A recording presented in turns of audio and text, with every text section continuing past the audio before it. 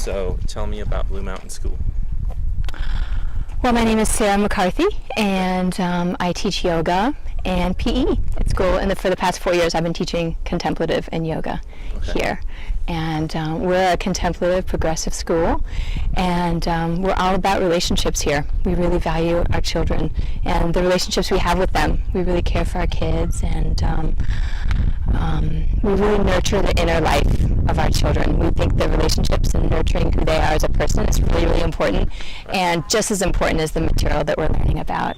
And that's pretty special and pretty important. Talk about the subject that you teach, and then I saw your husband Jagadish or Jagadish? Yeah, Jagadish. Mm-hmm. So I saw him teach stuff on mindfulness, and I know I saw you today teach yoga, some yoga movements, and then some physical play, and a lot of really neat things going on. Talk about like the impact that you see those types of activities that they have on the young people at the school. Yeah.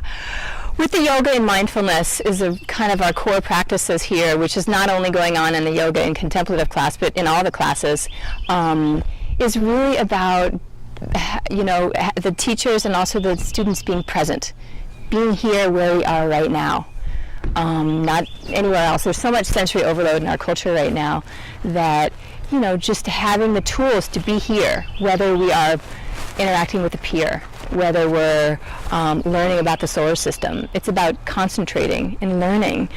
Concentrating and being focused and being able to be here right now. And I think it's really hard for kids to do that in our culture. And so we're giving them tools, breathing tools, different practices, so they can be here right now, and they can know that they're comfortable and know that they're cared for and they're in a safe place.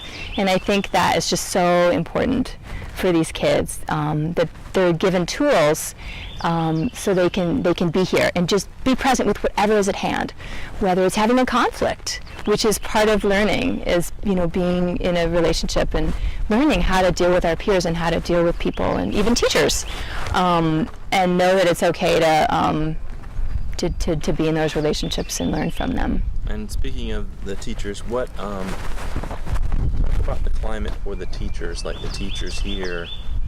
How do they integrate mindfulness into their teaching, and into their own sort of lives, so that it's reflected to the students? Yeah. How is that done here? Well, our awesome director is really into us nurturing our own lives and being healthy as individuals. And so our staff development meetings are, we share a lot about what's going on, our faults, what we could be doing better in the classroom, as well as what we're doing really well. And it keeps us accountable, and we just all feel very real, and so we can reflect to each other how we're doing in a really healthy environment, and that is just awesome. And we're really into learning about how to be a better listener, how to be a better teacher, and how to, be real with the kids, how to be a better listener, being patient, all that kind of stuff. There's things that seem like they're just innate in a teacher, but really take practice. They take work.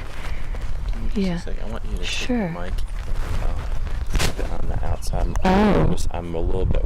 We can keep going. Yeah, we're going to keep going. No, that's fine. In terms of. I want to make sure that it captures your sound. Totally. Let me. Is that good? Not yet. Are you sure? It looks like it's. Yeah, that should be. I think not. Let me try it on here. Right. Yeah. That's better. Yeah. It was kind of good. Okay. Yeah. All right. So we can go over questions again if you need to. We'll just keep going. I'm gonna ask you. Gosh, what's something you said? Kind of one of the things I'm interested in hearing from you about is when you hear, like I've told you about what the stress that public school teachers are going through. Talk about like what teachers here are going through, like in terms of the autonomy they experience and the freedom they experience, and how that contrasts with what I've talked to you about. Yeah. Public schools. Well, I think that we have a lot of freedom to be really creative here. We definitely have a set of guidelines that we're working on, whether we're the science teacher, the reading teacher, or like my job, the yoga. I want to teach them yoga. We're going to do these postures because it's good for our bodies and good for our spirit and good for our whole being. But we have the creativity to really see what the kids need and we're able to do it. There's the freedom to do that. So let's say, you know, we really need to get some math in or whatever, and one of the teachers they see something out in the real world that they want to go, they can go on a field trip and do that, you know.